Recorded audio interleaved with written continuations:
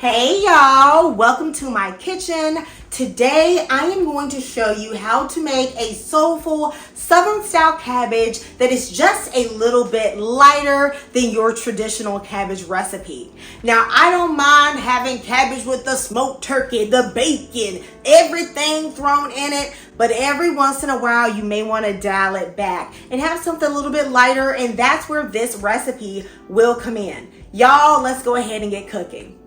Okay, y'all, so of course, every good cabbage recipe starts off with a good quality cabbage. You want to choose one that has a nice tight head, minimal scarring.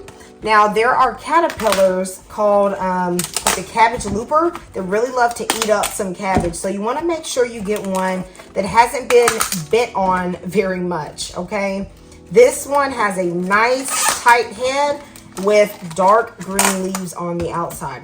If it is like the winter months, November, December, January, February, you should be able to get a really nice sweet cabbage. I would encourage you to try to find one local if you're in an agriculture area, because those have gone through a frost and will naturally give a better taste to your dish.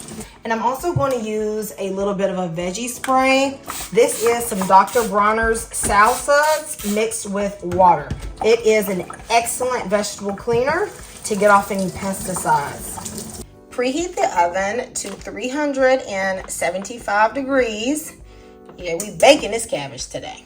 I'm gonna take my cabbage and I'm going to chop it in half. Ooh, this is a really dense cabbage, which is a good sign because that means it should have a good flavor.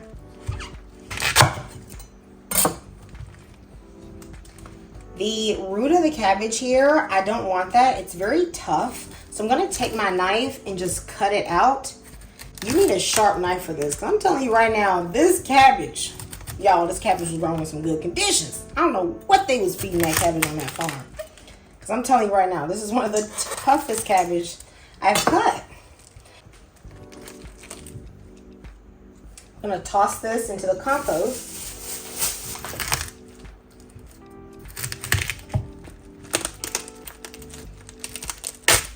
All right, this is my second one out. Okay, to cut this, I'm going to turn this over to the flat part. And I'm going to cut about 1/4 of an inch to 1/2 of an inch slices. You do not want to cut your cabbage pieces too thick because then it takes forever to cook. You also don't want to cut them too thin because then they're going to get mushy. There are some people that like to cut like squares and cubes. I'm not really into that. I just like some nice cabbage slices.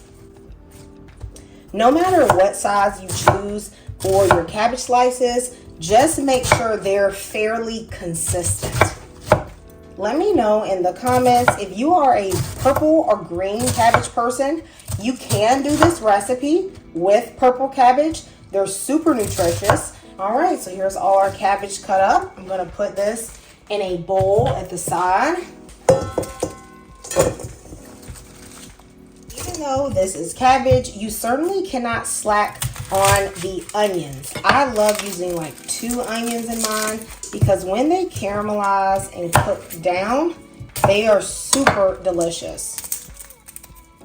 My #1 trick for not crying when you slice onions is to have somebody cut the onions for you, okay? My #2 trick for not crying when you're slicing the onions is to put your onions in the refrigerator. And I have refrigerated these onions, so they actually are not making me cry. But I gotta move fast because the moment they warm up, like literally, it's like waterworks. I'm gonna cut up a few sweet mini peppers as well. These are gonna add a really nice taste when they cook down, but these are actually optional. You don't have to have peppers in your cabbage if you don't like it. Some people take time to really get all them seeds out.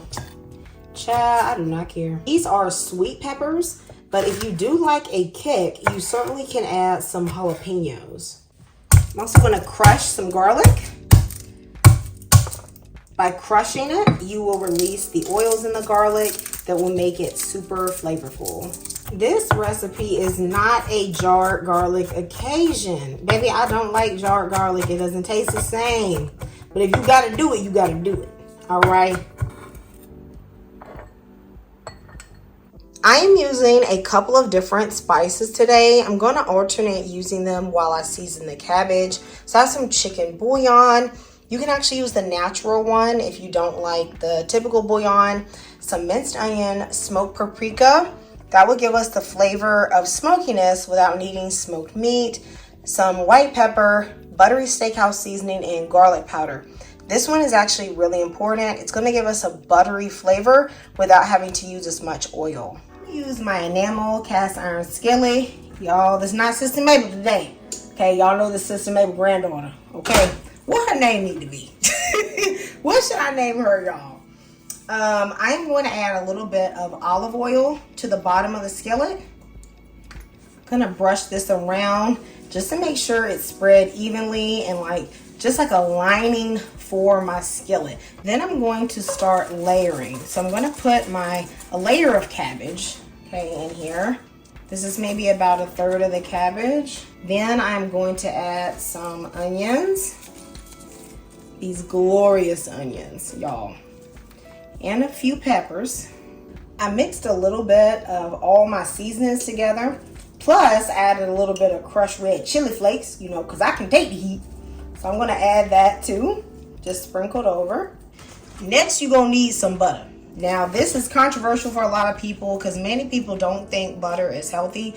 But I'm telling you, grass-fed butter is high in omega-3s. It is really good for you and it has a rich flavor. This grass-fed butter from Costco is only $5 a pound. So that's pretty much the same price as almost any other butter. But Kerrygold is also a fave. I'm going to be using this one today just because I've already used more of it. And this one has a little bit of salt. So I am going to be mindful of how much salt I add to the recipe. But I'm telling you guys, this high quality butter brings out the flavor in the cabbage and you don't need a lot. Combined with that olive oil, the flavor is going to be perfect. I'm also going to use a bit of raw organic honey. You could use sugar, but just this little bit of honey is going to pair well with the sweetness of the cabbage. Then I'm going to add another layer of my cabbage. I don't really care if it's stuffed like really high in here because it will cook down. Ideally, you might even have a Dutch oven, but I didn't think about that, okay? But I've already started layering up in her, so I ain't about to switch today. Some of y'all don't know nothing about no commitment, okay? You start and switch up, but baby, sometimes you just got to see it through. Then I'm gonna go in with the majority of the rest of my seasonings. We're gonna mix it up once it starts to cook down, so everything's gonna come together anyway. And I almost forgot my garlic. I'll just put that around on the top. Add a little bit more olive oil. We all know olive oil is great for you. Then I will put in about a half of a cup of water. You need a little water to get it started, especially in an oven setting, because you don't want the cabbage to burn or stick to the bottom. Notice I am not putting in any additional salt. We will salt it later once it cooks down. Cook your cabbage covered for 25 minutes. If you do not have enamel cast iron, you can just use a baking dish and cover it with some foil. Okay, y'all, so it's a little, toasty on the top. That's just because the lid is hot. But I'm going to flip everything around and mix it up. Love doing this baked cabbage method because it's very hands-off. And you can have other dishes cooking at the same time, especially if you're doing a lot of things on the stovetop, or even if you have the oven going. You can just have multiple things cooking at once. It gives you more options. Of course, if you do not want to bake your cabbage, you certainly can just do this on the stovetop.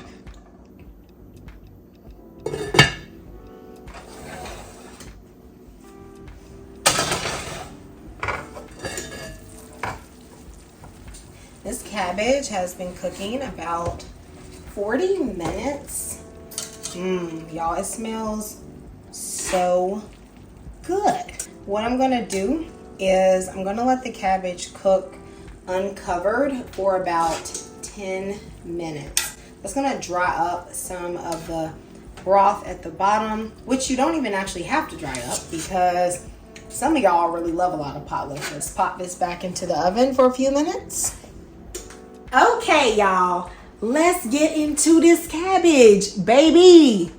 It might be lighter, but it's still packing all the flavor. Now, y'all know what I got to do. Got to get me a little hot sauce up in here. Okay. You get you some hot sauce. You enjoy some of that pot liquor. Baby, this is some good cabbage. What I love is that not only does it have a really good flavor, but there's still some crunch on it. Because, baby, I don't like no mushy cabbage. Y'all, I'm about to go tear this up. So you're going to have to let me know. Are you going to try this in the comments? I'll see you next time on Kamira's Kitchen. Goodbye and God bless.